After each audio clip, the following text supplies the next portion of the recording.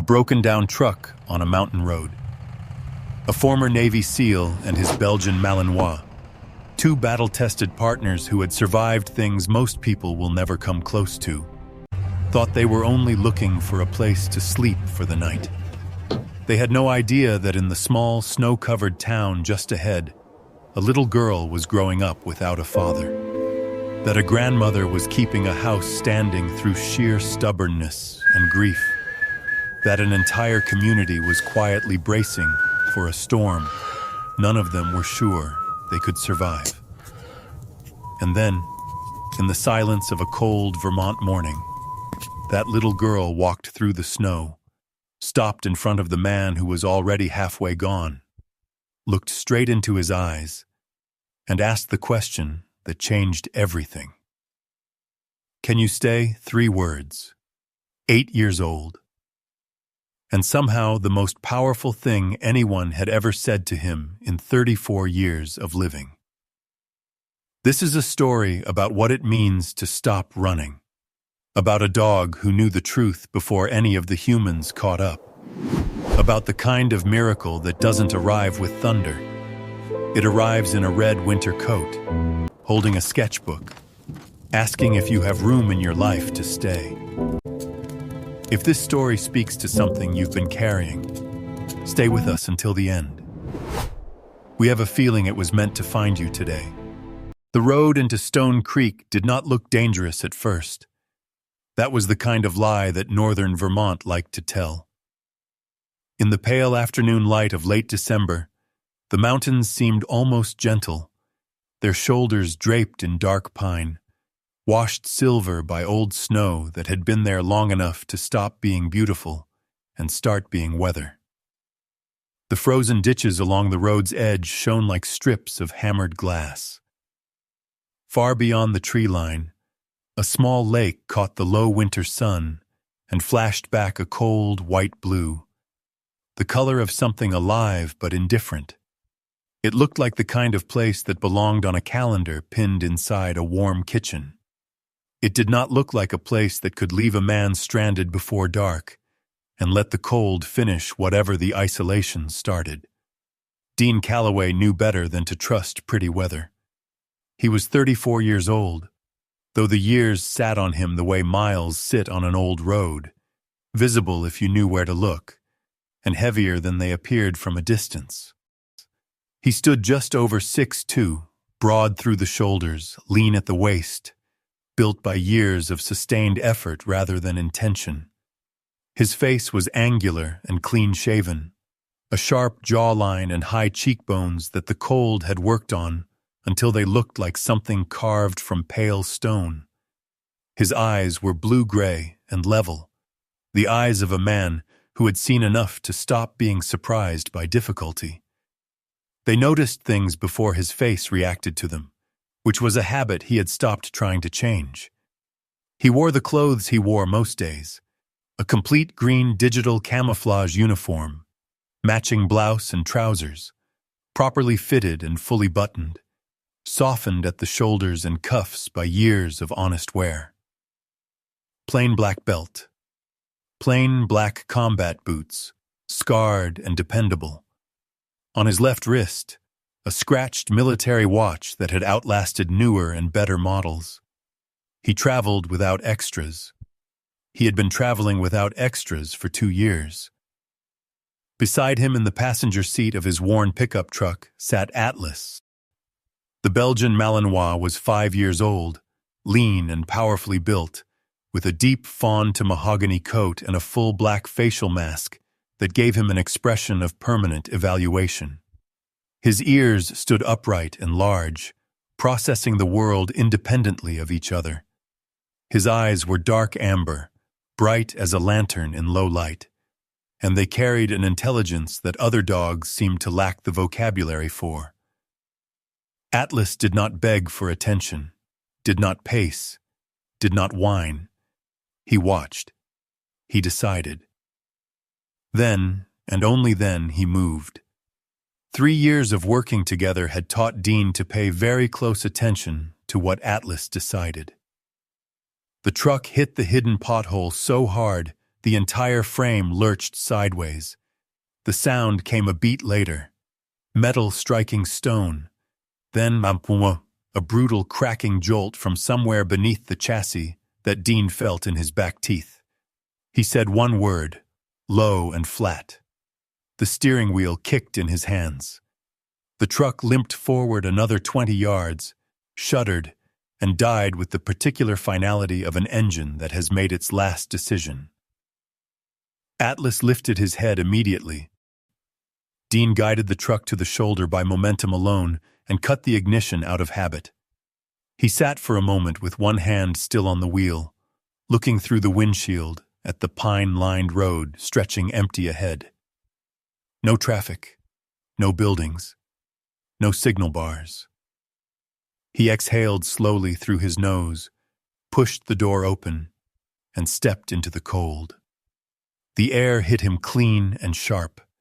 He crouched beside the truck and checked beneath it. 30 seconds was enough to understand that this was not a roadside repair. The truck could be towed. It would not be driven anywhere tonight. He straightened and rubbed one gloved thumb along his jaw. He had been heading to the next town over. No particular reason, no one expecting him, the way it had been for 2 years since he left the Navy. He had gotten comfortable with that. Or he had convinced himself he had, which was not the same thing at all. Atlas dropped down from the cab and stood beside him, ears forward. "Yeah," Dean said quietly. "I know." Then Atlas froze, not with fear, not with excitement. The dog simply stopped, every muscle suspending its activity at once, his head turning to the hillside above the road, his ears angled to a single point. Dean followed the dog's gaze without hesitation. He saw trees at first, then movement. A girl, maybe 8 years old, making her way carefully down a slope in a red winter parka and a loosely wound blue scarf, both arms wrapped around a spiral sketchbook pressed to her chest, as though it were the most important thing she owned. She reached the road and stopped a few feet away. She looked at Dean without speaking. Then she looked at Atlas. Atlas sat down in the snow. "Your truck is broken," she said. Not a question. "Yes. There's a town about 2 miles that way. My grandmother might be able to help." Dean looked at Atlas. The dog's gaze had not left the girl. His tail moved once, slow and certain. Dean picked up his duffel from the cab. "What's your name?" "Lily." "Dean. And this is Atlas." She looked at the dog again and said the name quietly to herself. Then she turned north and started walking, and Dean and Atlas fell in beside her, the dog positioning himself between Lily and the tree line without being asked, because Atlas had never needed to be asked about things like that. Stone Creek appeared ahead as the sun dropped behind the western ridge. A scattering of wooden buildings gathered around a single main street, smoke rising from chimneys in thin gray ribbons. It was a small town trying to be warm in a season that did not encourage it. Dean did not know yet that he was walking toward the reason he had been on that road. He did not know, but the dog at his side had known it since the moment he went still on the hillside and looked up toward a girl in a red coat holding a sketchbook like a shield. Some things are not understood on approach. They are only understood when you arrive. Lily led them past the edge of town without stopping, and up a narrow trail that climbed the hill behind Stone Creek, toward a house that stood alone against the darkening sky. It was modest and wooden, with a steep roof and an old chimney breathing a thin ribbon of smoke. Time had worked it over. The boards darkened in places, the porch rail slightly uneven, the whole structure carrying the unmistakable quality of a home being kept upright by effort rather than age. But in the last light of the afternoon, with the chimney going and the windows holding a faint amber glow. It had the stubborn dignity of something that had refused to fail simply because circumstances had recommended it. Ruth Hadley was standing on the porch when they came up the rise. She was tall, drawn thin by years of labor and northern winters, with a back that was straight in the way that comes not from pride, but from decades of refusing to let the weight show. Her white silver hair was combed neatly beneath a dark wool cap. Her face was narrow and deeply lined. Her eyes were pale blue and tired and precise. Her gaze moved over Dean slowly. The posture, the boots, the old watch, the face that did not perform distress. Then her eyes moved to Atlas, and something shifted. Not warmth. Something closer to impact. Dean spoke first. "Truck broke down on the road south of town. Your granddaughter offered to bring me here. I'm looking for a place to stay tonight." Ruth looked at the sky before answering. "No motel in Stone Creek. And that sky means tonight isn't the night to be sleeping in a vehicle." Atlas stepped forward quietly. He stopped a short distance from Ruth and sat down. Ruth looked down at the Malinois. Something in her face eased. Not open, not warm, but loosened, as if a knot tied years ago had given half an inch. She removed her right glove and extended her bare hand. Atlas leaned forward and touched his muzzle briefly to her knuckles. A small thing, almost nothing. But Dean had seen Atlas do this exactly 4 times in 5 years, and every single time, the person had been worth it. Ruth straightened and looked at Dean again. "I have my granddaughter in this house," she said. It was not an accusation. It was the only fact that mattered. "I understand," Dean said. "House is small, warm enough. You can stay the night." The warmth inside reached Dean before he had fully crossed the threshold. Wood smoke, dry pine, and something simmering in an iron pot. The main room was modest and square, and on the wall to the right, drawings, not framed. Sheets of paper pinned or taped in careful rows, filling most of the wall. Mountains, pine trees, a frozen lake, and in many of them, a tall figure in a dark uniform standing beside a large dog. Atlas crossed the room and stopped in front of the wall. He moved along it slowly, his nose lifting slightly. Then he stopped beneath one particular drawing, a figure larger than the rest, wide-shouldered, strong-postured, a small flag behind him. Beside the figure stood a dog, clearly drawn as a Malinois, though the proportions were the loose and earnest proportions of a child working from memory and longing. Atlas sat down directly beneath that drawing. He didn't look at Dean. He looked at the picture. Lily stood in the doorway, watching. "He likes that one," she said, barely above a whisper. Dean crouched beside the dog. "Whose is it?" "My dad's. He was in the Navy." Ruth turned from the stove. She didn't speak. She looked at the drawing, at the dog sitting beneath it, at the man crouching beside the dog. And something passed across her face that she did not let finish. Dean sat at the table when Ruth placed a bowl in front of him. Lily climbed into the chair across from him, sketchbook beside her plate, and studied him with the open appraisal of a child who has not yet learned that staring is considered rude. "You're a soldier," she said. "Used to be." She nodded as though this confirmed something. "Like my dad." The stove popped softly. The wind pressed against the north wall. Atlas lay beneath the drawing and did not move. Outside, evening closed over the hill, and the storm that had been building all day finally began to make its intentions known. Dean was awake before the light. He sat at the small kitchen table with a mug of black coffee, watching the pale sky beyond the frost-edged window begin to distinguish itself from the darkness. Every structure had a voice if someone knew how to hear it. The house on the hill had a lot to say, and none of what it was saying was reassuring. Atlas stirred near the stove.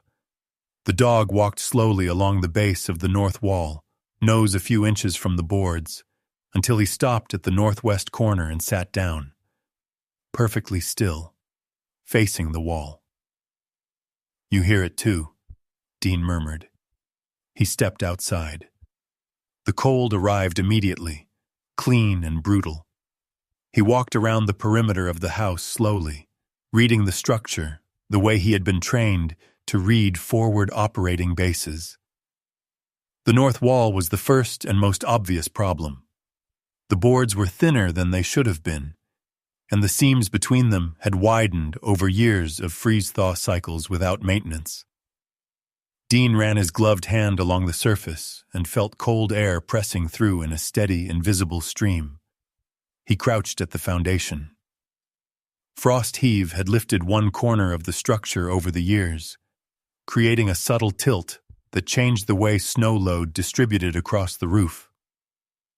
He straightened and looked at the roofline. The pitch was wrong for the kind of heavy, wet snow that these mountains produced. Instead of shedding weight, the roof would hold it, accumulate it, until something gave. The door opened behind him. Ruth stepped onto the porch, coffee in hand. "You're inspecting my place. When did you last replace those boards? 15 years, maybe more. This house won't hold a hard winter. The north wall is bleeding heat. The seams are too wide for the cold at this altitude. The roof angle will trap snow instead of shedding it. Enough weight, and the interior beams will flex. Enough flex, and something will come down." Ruth's expression moved not toward fear, but toward the careful stillness of someone receiving a truth they have been close to knowing for some time. "It's held plenty of winters," she said. "Easier ones. What's coming isn't easier." Lily appeared at the door, sketchbook in hand. She looked at Dean, then at the house, then at Dean again. "Is our house going to fall down?" Dean crouched to her level.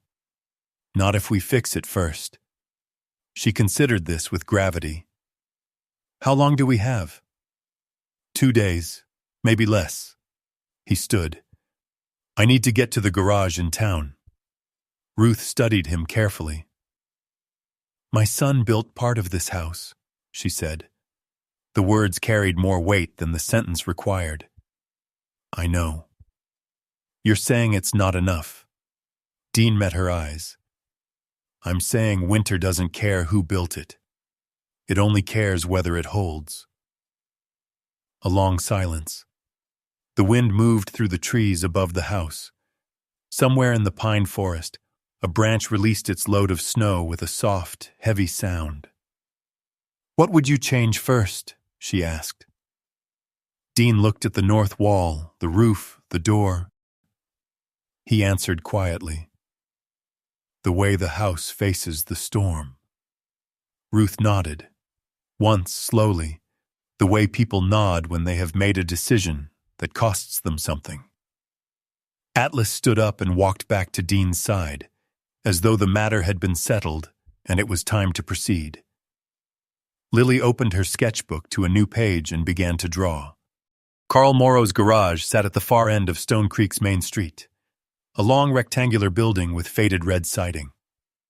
Carl himself emerged from beneath the hood of an old pickup as Dean walked in, wiping his hands on the shop rag that appeared to live permanently in his back pocket. He looked at Dean, then at Atlas, then back at Dean. "You're the one Ruth Hadley brought in off the road. Word travels fast. It's a small town. What do you need?" Dean explained the situation. The north wall, the roof line, the foundation tilt, the timeline.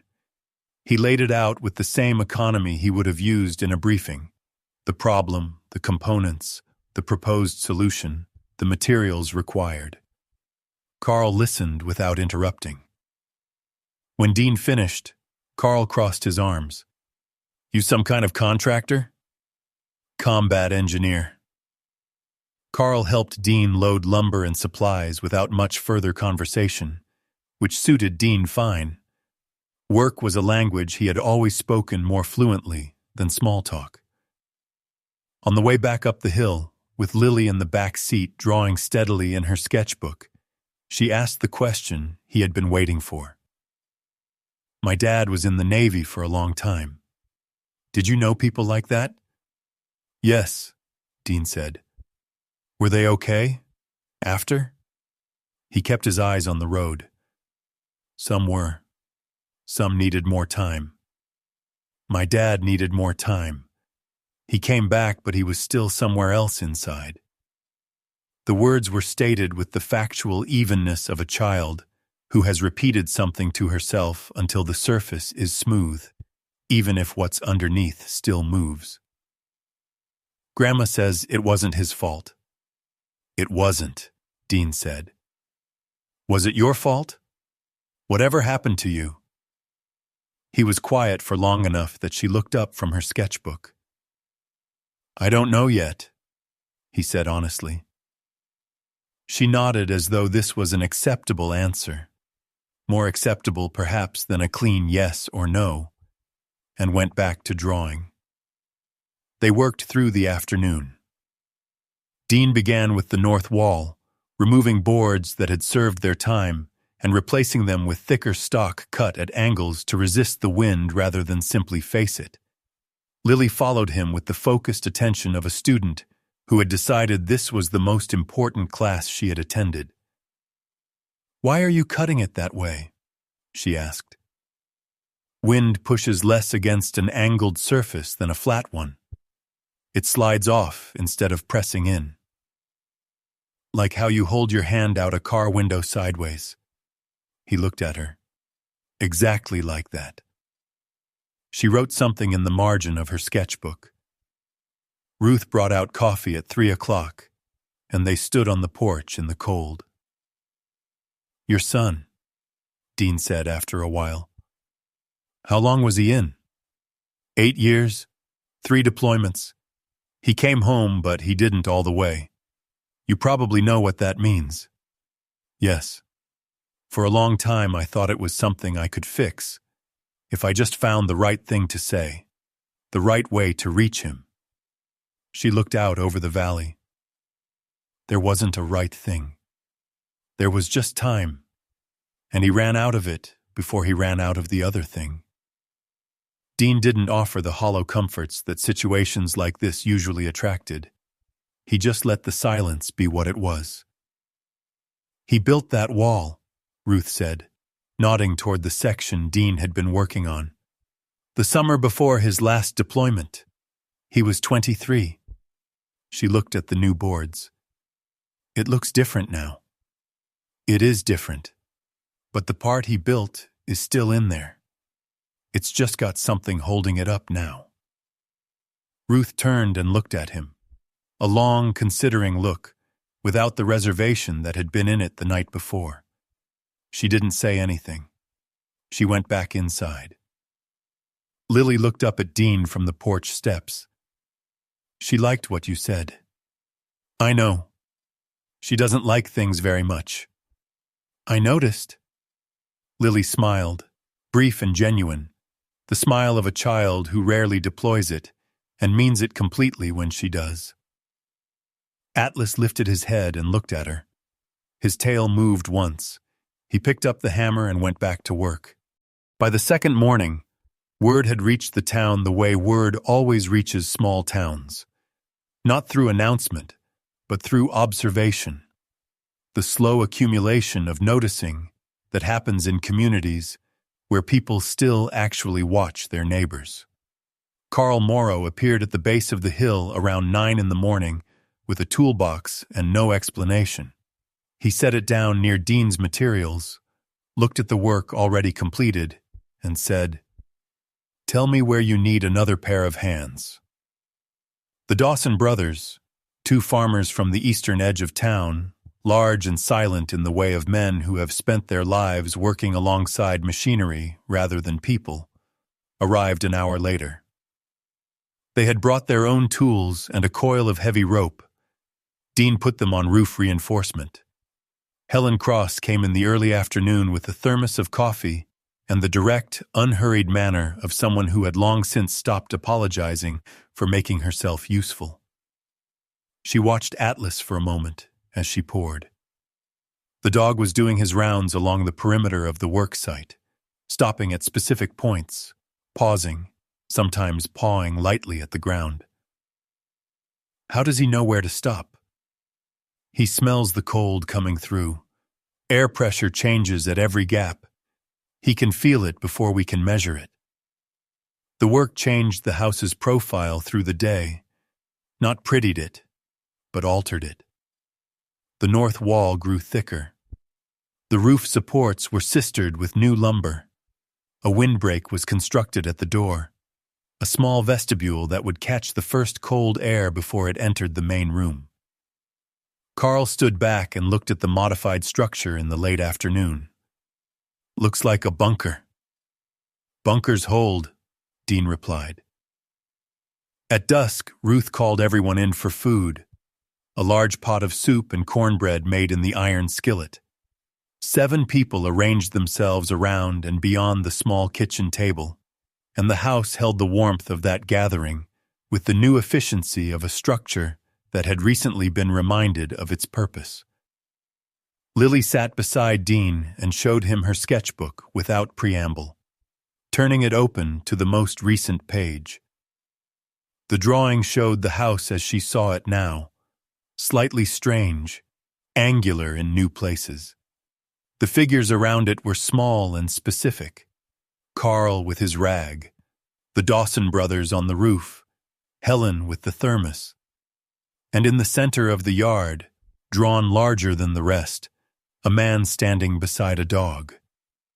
That's you, and Atlas. She pointed to the central figure. Why is he larger than everyone else? Because he's doing the most important thing. That's how I draw things. The most important part gets bigger. Dean put the sketchbook down. Outside, the first real wind of the approaching storm moved through the pine trees with a sound like a distant ocean. Later that evening, after the others had gone home, Dean sat on the porch in the dark with Atlas. The dog was still, facing north, watching the tree line where the wind moved the upper branches in slow, dark waves. Lily came out quietly and sat on the step beside him, wrapped in her coat. She leaned her shoulder lightly against his arm, placing herself there the way Atlas placed himself, because it was where she had decided to be. Are you scared of the storm? Dean considered the question honestly. No. Why not? Because we did the work. Being scared of a storm you've prepared for is like being scared of a test you studied for. The fear doesn't have anywhere to land. I'm glad your truck broke down, she said quietly. Dean looked out at the valley below, where the lights of Stone Creek flickered against the dark, small and steady and stubborn. Yeah, he said finally. Me too. The storm did not announce its arrival. It had been announcing itself for 2 days, and it had said everything it needed to say. It simply arrived, quietly at first, the way serious things often do. Snow began around midnight, falling straight and heavy in the windless cold of the early hours.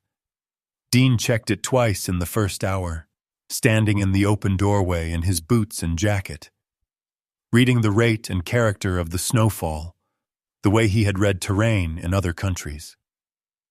Atlas stood beside him both times, facing north. It's not done yet, Dean said to no one in particular. He was right.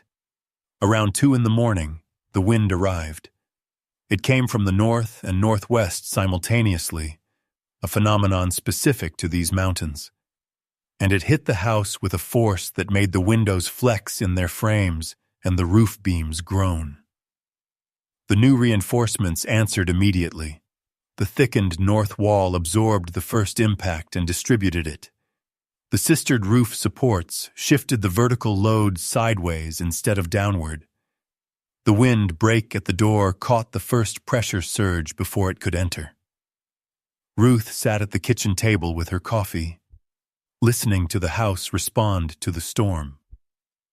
"North wall," he said when she looked toward it. "I hear it. That's normal. It's taking the pressure and moving it down to the foundation. That's what it's supposed to do. It's a different sound than before." "Yes. Before, the sound meant the wall was absorbing. Now it means the wall is redirecting. There's a difference." At 2:30, Atlas stood up from where he had been lying near the stove. The dog crossed the room to the door, sniffed along the bottom seal, and then, without barking, without growling, turned and looked directly at Dean.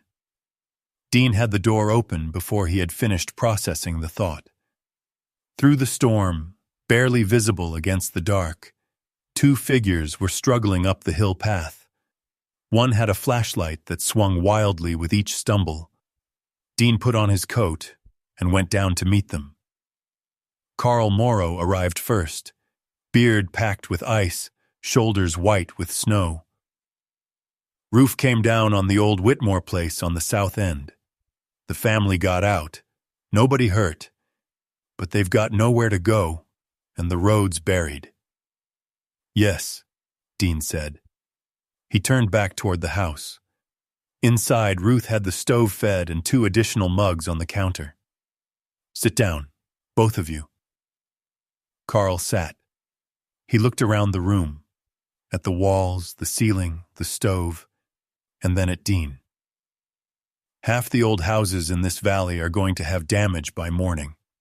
And this place," he shook his head slowly, "this place feels like it slept through it." "That's the idea," Dean said. Carl wiped his face with the shop rag. He looked at Dean the way a man looks when he has been wrong about something. "I was skeptical. I know. I was wrong." Dean nodded once. Carl nodded back. Lily appeared in the bedroom doorway, hair wild from sleep, eyes taking in the scene with the instant calm of a child who has learned to assess before reacting. She found Dean, confirmed that he was present and unharmed, and the tension went out of her shoulders. She crossed the room and sat down on the floor beside Atlas without ceremony, pulling her knees up to her chest and leaning her shoulder against his side. Atlas remained completely still. Outside, the storm hammered the north wall and found no entry.